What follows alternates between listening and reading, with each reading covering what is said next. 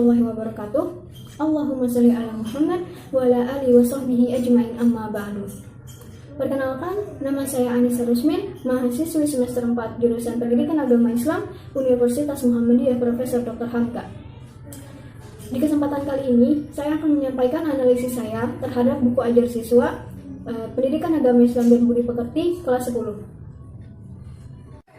Nah, untuk analisis yang pertama ini mengenai tentang kesesuaian standar kompetensi lulusan yang mengacu kepada 3. Yang pertama itu sikap, yang kedua pengetahuan, dan yang ketiga itu keterampilan. Nah, menurut saya di dalam buku ini sudah mencukupi dengan baik. Hanya saja saran saya tambahan kolom textbox mengenai poin-poin penting agar siswa dapat mudah memahami materi apa yang dipelajarinya. Dan saran saya sebagai guru atau tindak lanjut sebagai guru itu dengan cara menambahkan poin-poin penting ketika dalam pembelajaran melalui seperti media PowerPoint dan lain sebagainya. Nah, untuk analisis yang kedua ini mengenai tentang kesesuaian kompetensi inti. Nah, menurut saya kompetensi inti di dalam buku ini sudah tercukupi. Hanya saja ada tambahan sedikit mengenai tambahan asbabun nuzulnya tentang ayat Al-Quran yang dijadikan pembahasan agar siswa dapat menganalisis lebih dalam serta dapat melaksanakannya di dalam kehidupan sehari-hari. Nah, kita sebagai peran guru, walaupun di dalam buku ini tidak ada materi asbabun nuzulnya, alangkah lebih baiknya kita membuat sendiri ketika dalam melakukan pembelajaran agar siswa dapat menjadi lebih paham, atau bisa kita memberikan tugas kepada siswa untuk menganalisis ayat dan hadis tersebut, asbabun nuzulnya itu apa, agar siswa menjadi aktif di kelas. Serta ia juga dapat memahami lebih jauh untuk diterapkan di kehidupan sehari-harinya. Nah, untuk analisis yang selanjutnya ini mengenai tentang kesesuaian penomoran kompetensi dasar di dalam buku. Menurut saya ini sudah cukup baik sesuai dengan apa yang ada di buku. Yang pertama itu kayak seperti meyakini bahwa pergaulan bebas dan perlakuan zina ini sangat dilarang keras oleh agama. Yang kedua ini mengendalikan diri untuk menghindari pergaulan bebas dan melakukan zina, seperti Quran Surat Al-Isra ayat 32 dan Quran Surat An-Nur ayat 24 serta hadis yang mendukungnya. Nah, penomoran kompetensi dasar yang selanjutnya ini mengenai tentang menganalisis Quran Surat Al-Isra ayat 32, Quran Surat An-Nur ayat 24 serta hadisnya, serta larangan untuk melakukan perbuatan pergaulan bebas dan perbuatan zina. Nah, untuk penomoran kompetensi dasar yang terakhir ini itu seperti kegiatan membaca Quran Surat Al-Isra ayat 32, Quran Surat An-Nur ayat 24 serta hadisnya sesuai dengan makhorijul hurufnya dan tajwidnya. Kemudian didemonstrasikan dan dihafalkan secara fasih dan benar. Dan yang terakhir ini menyajikan hubungan antara larangan untuk berzina dan apa kekejiannya itu.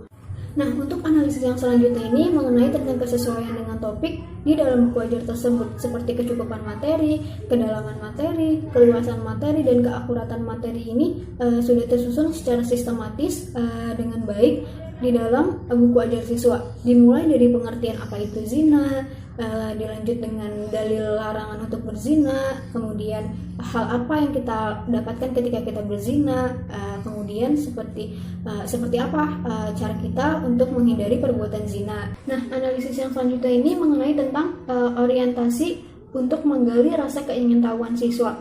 Nah, menurut saya di buku ini tuh kurang terpenuhi. Nah, saran saya, kita sebagai guru ini perlu memberikan soal ataupun kegiatan siswa yang berupa HOTS agar kita dapat menggali pemikirannya dia sehingga dia dapat berpikir dengan baik. Dengan hal ini siswa dapat menjadi aktif. Nah, untuk analisis yang selanjutnya ini mengenai tentang aktualitas contoh terhadap materi. Menurut saya di dalam buku ini sudah terpenuhi, akan tetapi ada rekomendasi sedikit untuk penambahan gambar ataupun berita yang sedang terjadi yang sesuai dengan materi yang sedang diajarkan. Nah, analisis yang selanjutnya ini mengenai tentang teknik penyajian terhadap penyusunan buku. Dalam buku ini sudah tersusun dengan baik secara sistematis sehingga adanya unsur berkesinambungan antara materi yang satu dengan materi yang lain. Nah, analisis yang selanjutnya ini mengenai tentang penyajian pembelajaran, seperti pembelajaran siswa aktif atau pendekatan saintifik, penilaian autentik, dan interaksi antara guru dengan orang tua. Nah, menurut saya di buku siswa ini sudah dilengkapi dengan hal tersebut, seperti di aktivitas siswa yang berisikan tabel untuk mereka hafalan di rumah dan kemudian diparafkan oleh orang tuanya. Itu merupakan salah satu interaksi dari orang tua dengan guru. Nah, untuk yang penilaian autentik itu sudah ada beberapa soal-soal yang diberikan di buku siswa untuk mengetahui seberapa jauh siswa memahami pembelajaran. Nah, selanjutnya di dalam kelengkapan penyajian ada beberapa komponen di dalam buku siswa yang tidak disertakan, seperti pendahuluan dan penyertaan body note ataupun footnote.